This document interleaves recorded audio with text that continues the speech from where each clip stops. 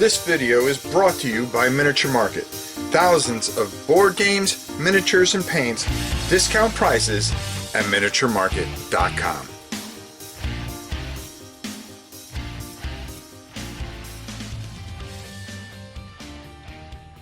Hey everybody, it's your old pal Rob.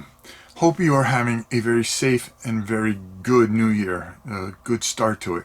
At least the first 11 days of it. Hasn't been easy. I know we all been through a lot, especially in the last year.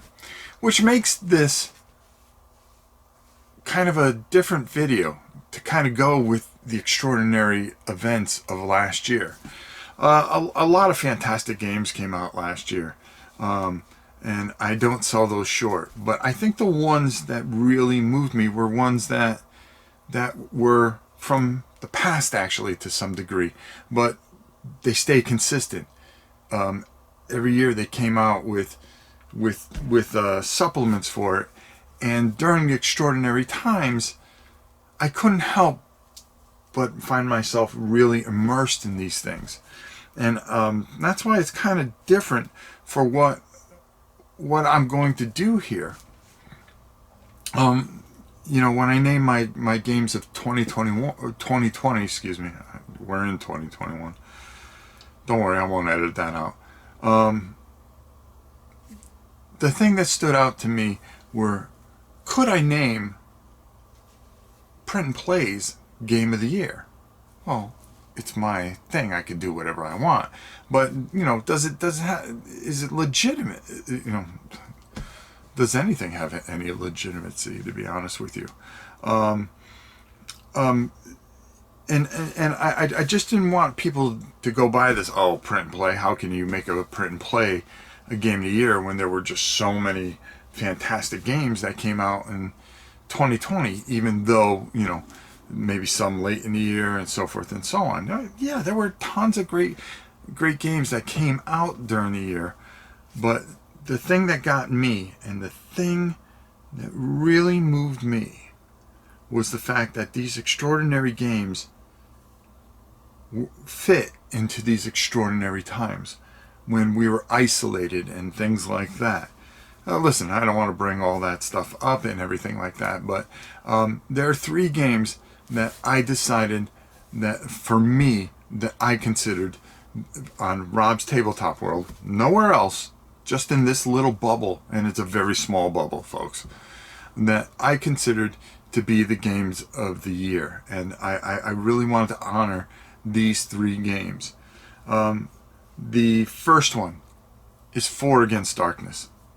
Okay, when things really were getting kind of bleak, even though it came out in 2016, I still feel that this game hasn't gotten the traction that it deserves or the talk that it deserves amongst the role-playing community.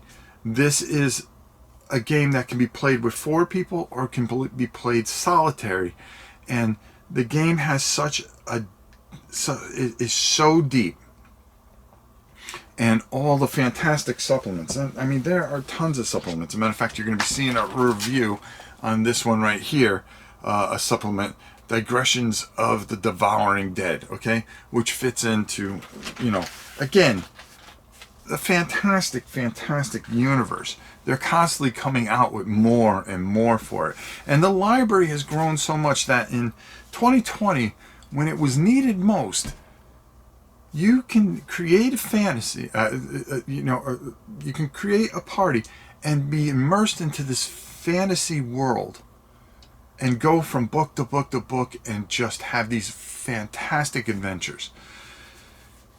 Andrea, superb. You can get this game at Drive-Thru RPG. You've heard me talk about it 1.5 million times on this channel, especially in the last year. But I really feel that this deserves a Game of the Year honor. It shares a spot with two others, and we're going to talk about those two in a brief moment. But to be able to start off with the book, and the thing that really helped there was a couple things. Gameplay. Was there a lot of gameplay? Was it enjoyable? Were you able to be immersed in it? And then one of the big things, the cost. I mean, you can get going and have over 40 hours, maybe 100 hours worth of entertainment for under 20 bucks. How many games can you say that with, all the Kickstarters that and all the extra stuff and things like that come out and cost you maybe $200 to $300. It didn't need minis. It didn't need anything, but it was a dungeon crawl that would, that would just take you on such an incredible adventure. I mean, it really did. And it was fantastic. And it still is. I still play it. I absolutely love it.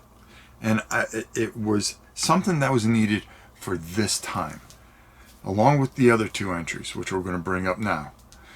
D100. Martin Knight. The reason this went in there, it's the Tomb of Extraordinary Rules came out in 2020. A fantastic system, well thought out. All you need to do, you need 2 D10s, and you are off and running on this just wonderful adventure, which, when I look at these two games, when I look at these, when I look at 4 Against Darkness and D100, it's really impossible to pick a winner out of this. I mean, I love 4 Against Darkness for its depth and all the things that it does, and I love D100 for its solo run. It is a true, you're in a dungeon, good luck, let's see how it makes out. And it's completely random every single time. It's just another wonderful experience. And again, it falls into what has transpired in this past year and how this stood out, and how this, during these extraordinary times, you were able to immerse yourself into these games. The third entry for Game of the Year is a game that was inspired by a game that is, I believe, an all-time classic, and that's Barbarian Prince. That game inspired this game, The Drifter. Now, if you love the Old West and you want a change of things, and if you loved Barbarian Prince the way I did, this game I was kind of hesitant on. It got sent to me, and I do get sent quite a few games, and I go, all right, I'll get to it when I get to it. But when I opened it and I started taking this adventure, I was completely immersed and blown away in the Wild West.